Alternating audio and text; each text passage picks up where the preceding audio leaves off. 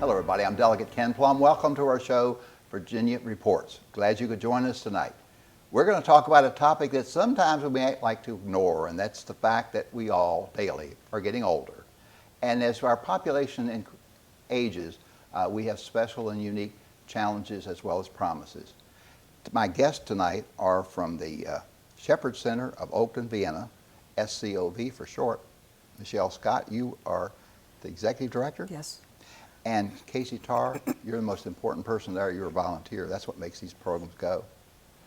Give us an overview, Michelle, if you would, about what's happening at the Shepherd Center. Okay. The Shepherd Center of Oakton-Vienna was established in 1997 by a group of concerned citizens from Oakton United Methodist Church under John Tate and Donna Grims. And 14 years later, well, she had gone out to Missouri and saw the Shepherd Center in a program out there, and they came back and said, we need this for our folks here in Oakton. So 14 years later, we are providing free services to anyone over 50s. This is medical transportation, companion transportation, anyone to can we start all over? Sorry. Just some examples of services, some of the kind of examples of things that you're doing. Yeah. We provide medical transportation to doctor's appointments. We also do companion, what we call companion, the grocery store, the pharmacy, the hairdresser. We have friendly callers, friendly visitors, handy helpers. We do decluttering. And then another service is the patient advocacy, which Casey Tarr is our patient advocate, health advocate, and she does classes and does counseling if someone needs it. As far as they have questions, she guides them to resources. So all of our services are free. I like to look at the Shepherd Center threefold. Services are free, then we have programs. And some of our programs include our Adventures in Learning, which are our classes. We charge $40 for an 8-week session. For the $40, you get Tai Chi and Bridge. Casey heads up the classes for the health series. We have National Affairs, World Affairs, Potpourri. We meet once a week for 8 weeks. And then the volunteers make up, this is primarily a volunteer-based organization. And the Shepherd Center mission is to provide opportunities for older adults to stay engaged and to give back to the community. Wonderful. And so Shepherd Center grows out of the biblical notion of being a shepherd looking after each other. Yeah. We look at ourselves like what we did years ago, neighbors helping neighbors. We are an interfaith organization and are supported by 18 congregations in Vienna, some businesses, some civic groups, individuals. And the center is also a physical location. You actually have a place where you operate? Well, not really. We have 2 offices that we rent out of a church, and that's where the calls come in. Someone calls in, they need a ride to, say, 123 Park Street for an appointment. The office volunteer takes down the information, and then they coordinate with the volunteers. We have about 200 volunteers who are drivers, handy helpers, callers, visitors, and they coordinate the services. And then we hold our classes on Thursdays at the Unitarian Church on Hunter Mill Road. Okay. So we really don't have a center. Most of our services out in the community. Sure. That's the best kind of center. It's a community-based center utilizing the many facilities. Yeah. And Casey, you're concerned about the medical aspects of this, and considering that you're dealing with people who are aged, that offers unique challenges. Yes, it does. My title is I'm a volunteer health advocate, and what I do is primarily gather information and provide information on medical knowledge to seniors. And this prepares them to be more confident and knowledgeable about their own health care so that they can make the best decision in their health care. Because our ultimate goal, of course, is to have the best quality of life as we age. And do you then transmit that information one-on-one, or do you do that through the class setting as well? I do it one-on-one if somebody contacts me. I speak to several church senior groups, and women's clubs, Lions clubs in the community if they ask me to. But I primarily talk to groups to tell them that the best way to get really good health care is to take charge of your own health care. You be the manager, and the healthcare professionals and your family are all part of this. But when we go to a doctor's office, the average time for a doctor's visit is about 16 minutes. For seniors, there are probably the average 4 to 6 topics are discussed during that time. So my main focus when I talk to people is to prepare yourself. Know everything about your own health before you see the doctor. Write down sample questions that you may have. Take along a family friend or relative to help, because so much information is exchanged. Sometimes you can't remember it all. But it's all to get better health care and also to have less chance of medical errors in your health care. So there are basic tools that I share with a group when I talk to them. Well, it is the case that when you go for an examination, chances are what you say is going to be more helpful to the doctor than his being able to put a stethoscope on you or do other kinds of things. That Right. you're transmitting your health condition is a key to the doctor treating you, I gather. Yes.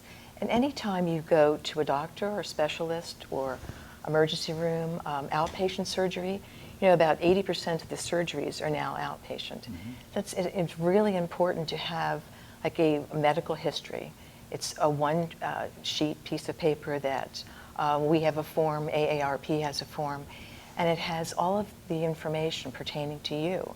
And you update that frequently.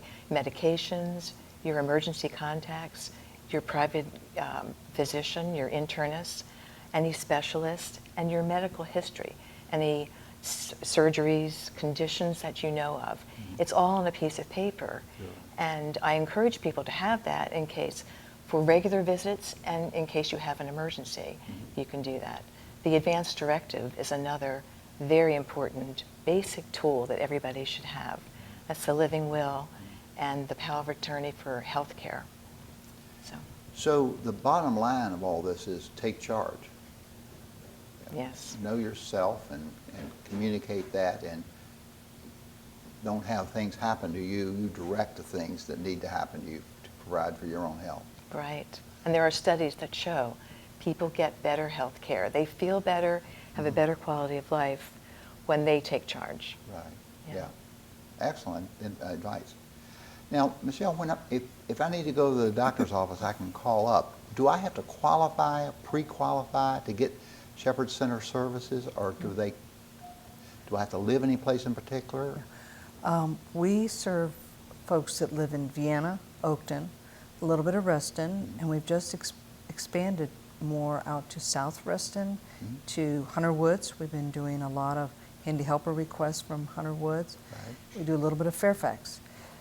Years ago, they divided up the area and decided, we couldn't, one Shepherd Center could not take care of all of Northern Virginia. So we have a Shepherd Center in Fairfax, Burke, Annandale, Springfield, and McLean, Falls Church, Arlington. Ed Schrock runs that Shepherd Center. Our process to become a client is pretty easy. You call in and you say, I live in Vienna, and the office volunteer writes down the information. We are not income-based. We don't charge for the service. They just give us their name, address, where they want to go, what time they want to be picked up, and what time the appointment is.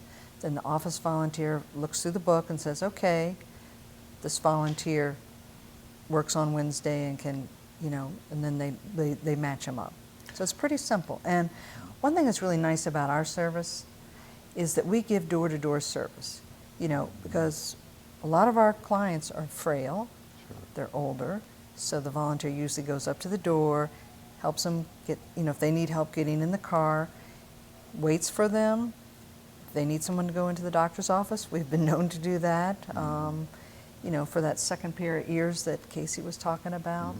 And that's some of the feedback that we get from our clients, how caring our volunteers are, and they really give that personal service. Sure. Now, on the other side of that's providing service to someone, but on the other side, the volunteer, do they often turn out to be seniors also, or is Oh, that, yes. Okay. I would say our average age of our volunteers is, I'd say, about 70.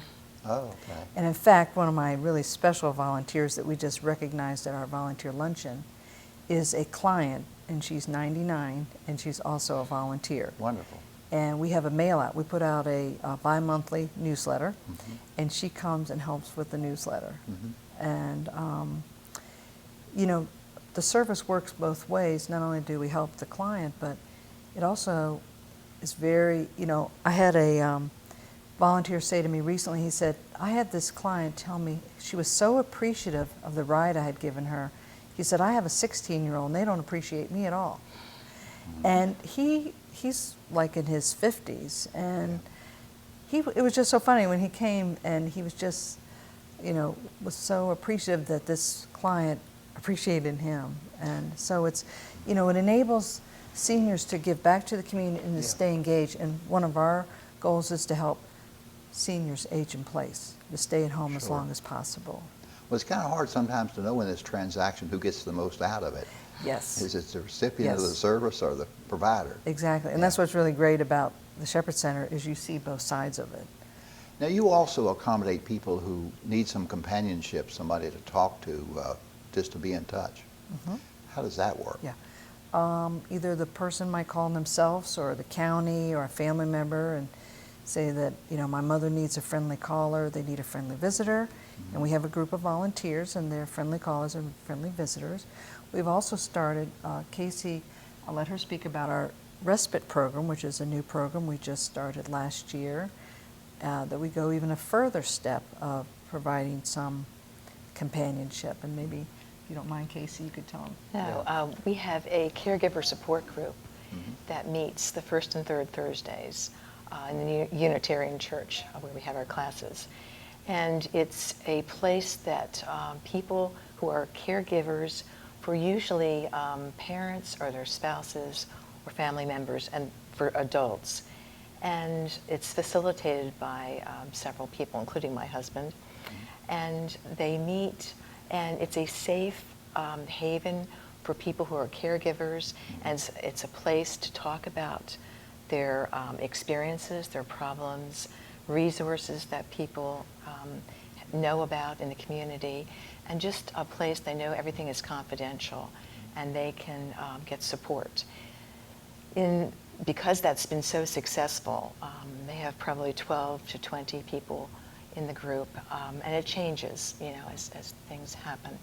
But as a result of that, we saw a need for respite care, and that is for a caregiver. So we started a program that volunteers can sign up, and they can give the caregiver help. They can give them 2 to 3 hours several times a month to do something personal for themselves. Really? Because caregivers have a real problem taking care of themselves. Many times they neglect their health, their exercise, nutrition, and time for themselves. So that's what we're trying to do. Well, that's a Reach much out. needed service. I know particularly in the instance of Alzheimer's, sometimes a caregiver gets worn out as fast as a patient because it's a day and a night, 7 days a week, no break unless somebody comes up with respite and a Right. caregiving option for them. So bless you for doing that kind of work as well. Is that service is now underway? Someone would, for example, come to your house maybe while you go to the grocery store, Yes. or you go play bridge with someone some afternoon, whatever you need to do in order to get a break from, and not feel guilty about it. Right. The only drawback is that because we're volunteers, we cannot provide any medical care. Sure. Many times, that's all we need is just to sit with a person and talk to them. Right, exactly. This is somebody needs companionship. But how is that the business of being a companion on the phone? Is that a sought after service? Is that something that people look We actually forward have volunteers probably more volunteers than we do clients, because that's something, you know, if you work, you could still be You can still do a that. caller. Yeah. Sure. But we just received a letter from one of our volunteers that the person she'd been calling passed away. And she sent the sweetest note. I mean, it really got to my heart that when she had visited with, well, she was a visitor, had visited with this woman for 17 months, and the woman was blind, and she read to her each time she visited. Yeah. And she said that she felt, the volunteer felt like she got more out of that visit than Exactly. than the client had, you know. Exactly. And I, you know, it just was just a touching story. Now, a particularly interesting to me service that you have is called decluttering. Talk to me about how that works. Yeah. That's a fairly new service. We have a volunteer, and if we get a request, if someone needs some boxes moved, or they need some organization, we will contact the volunteer, and she'll make an assessment. We don't really go through every bag that you have, Oh, sure. but she likes to make a plan for the person.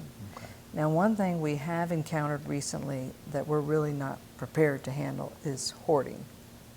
Hoarding, Is right. Sometimes someone will say, well, I just need some boxes moved, or I need some medical bills organized. And we go in, and it's a bigger job than we're equipped to deal with. Yeah. But I would say with the decluttering right now, it has been more, she goes in, talks to them, and kind of comes up with a plan, gives them resources. You can call Salvation Army or Unique Thrift Store, different you know, resources that will come and pick up the things. How to process your mail, take care of your Yeah. bills. Yeah, and we have Or- people who do record keeping. If a lady called from Hunter Woods and she wanted someone to help her, she had had a setback, so she wanted someone to come and help her organize her bills. She organizes them in notebooks. And so we sent out a volunteer. He used to be an accountant. We thought, oh, this is great. He used Yeah. to be an accountant. Right. And so he worked with her 2 or 3 times. Wonderful. Now, we talk about how it is that these services are available to people in need, but that the volunteers are needed to do it. It sounds like you're doing a good job of attracting volunteers, but for viewers who are interested in making a contribution of time and talent, how do they contact you? Sure. They can go to our website, www.scov.org. We have a part-time volunteer coordinator, Mary Maldonado, and she advertises in the local papers for volunteers, the Golden Gazette, the Washington Post. They can go to our website and download an application. We're always looking for volunteers because we have a turnover. We need drivers, grant writers, technical people, someone to help with the website, friendly callers, friendly visitors, any of our volunteer opportunities. And Casey, what about in terms of the medical assistance? Are you looking for volunteers also? Yes, we have something called the Health Council, and there are several people who have medical backgrounds, and we meet quarterly and discuss different. We just completed the health fair along with Vienna Community Center. That was our first health fair, I believe. And we did it on a Saturday afternoon and had different people from the community, pharmacists, doctors, exercise, and it was just a well-rounded, it was called Health Fair for Baby Boomers and Beyond. And we did that with our volunteers. And then we have other programs. Sometimes we sponsor the flu shots along with Inova Fairfax Hospital. How do you get the word out? How do folks get connected with you, particularly older folks who are in need of service? Through the churches. Through the churches. Right. Through the Yes. churches. Yeah. They might see our classes advertised in the local paper. One of our other programs that we have is our quarterly luncheons, and we've got 2 really nice partnerships. For a small fee, we provide a lunch at one of our churches that is catered by the Davis Center from Marshall High School. The students cater the lunch, Sure. and we've always have a wonderful lunch. They that do a they've good prepared. job. They do a great job. Yeah. And the students come over, and then our other partnership with our lunches is we have a group called the Tucci Ladies, and they're a Buddhist group, and they serve the, take each lunch to the tables, and that we are an outreach for them. And sometimes we have speakers. We had former Governor Linwood Holton speak to our group one time. We have, in fact, coming up June 11th will be the Harmony Heritage Singers. Oh, wonderful. And you do have to sign up through the office, because then we know how many lunches to order. Surely. And that's an interesting group. A lot of the folks that come there come for socialization. They really don't do other things with us, Right. but they like the luncheons. Right. And so we have so many other programs. We have the AARP Mature Driving class that we do through, we just sign the folks up, and we have a volunteer who does the 2-day class. We're going to be having, we have fundraisers. We'll have on October 28th this very lively group, Doc Scantlin and his Palm Orchestra, and that'll be a fundraiser because that's how we, manage to keep running the office, to pay the rent, pay the phone bills, and things like that. And you accept the direct contributions, no doubt. We do accept direct contributions. And with contributions, you're looking for cash as opposed to, of course, you can volunteer with a service to provide a Yes. service, but otherwise, you're not looking for donations of clothing or No, we don't have nothing any place to store it. do that sort of thing, right? And the Shepherd Center, we work pretty closely with Fairfax County government in many different things. They did the training. We had 2 workshops this past year on chronic disease and diabetes, and Casey and a couple of her other volunteers went through the training, and then they presented the workshop to, we advertised it in the paper, in the Golden Gazette, and folks could sign up.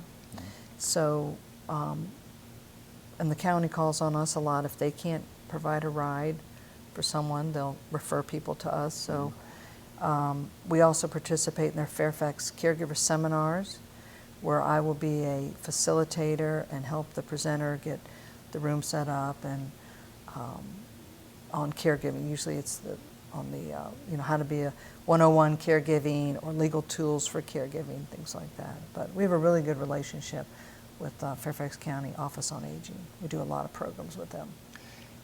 Are there any requirements for about being a volunteer?